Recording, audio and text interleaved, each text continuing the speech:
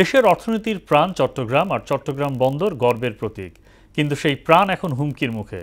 বিদেশি কোম্পানির হাতে বন্দর হস্তান্তরের উদ্যোগকে কেন্দ্র করে চট্টগ্রামের মানুষ ক্ষুব্ধ। মানববন্ধন, মশাল মিছিল এবং গণ অনশনের মাধ্যমে তারা এই সিদ্ধান্তের প্রতিবাদে সরব হয়েছেন। রিয়াজউদ্দিনের প্রতিবেদনে জানাচ্ছেন তাহসিন তারিন। বন্দর বিদেশিদের হাতে নয়, ব্যানার নিয়ে সকাল থেকেই চট্টগ্রাম প্রেস ক্লাবের সামনে শ্রমিকদের স্লোগান, কণ্ঠে যেন বন্দরেরই আর্তনাদ। বাংলাদেশ শ্রমিক কল্যাণ ফেডারেশন চট্টগ্রাম মহানগর শাখার মানববন্ধনে শত শত শ্রমিক একসাথে দাবি জানিয়েছেন, বন্দরের নিয়ন্ত্রণ দেশের হাতেই থাকবে। বন্দর রক্ষা পরিষদ মশাল মিছিলে বন্দরনগরী হয়ে ওঠে প্রতিবাদের কেন্দ্র।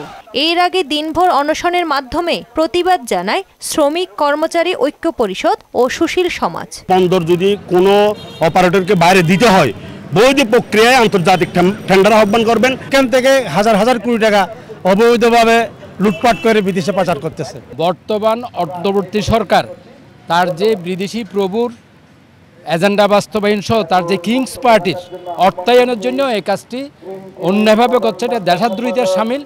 আমরা সাধারণ নাগরিক হিসাবে দেশের সমস্ত নাগরিককে আহ্বান জানাই এটা প্রতিহত করার জন্য। পরিষ্কার একটা অবস্থান চাই, সরকারের কাছ থেকে বক্তব্য চাই, আর একটা নির্বাচিত সরকার না আসা পর্যন্ত এই ধরনের কার্যক্রম স্থগিত রাখতে হবে। বন্দরকে ঘিরে বাণিজ্যিক নগরী চট্টগ্রাম এখন উত্তপ্ত। বন্দর বিদেশি কোম্পানির কাছে হস্তান্তরের বিরুদ্ধে চট্টগ্রামের শ্রমিক, কর্মচারী ও সাধারণ মানুষ। তাহসিন তারিন, মোহনা সংবাদ।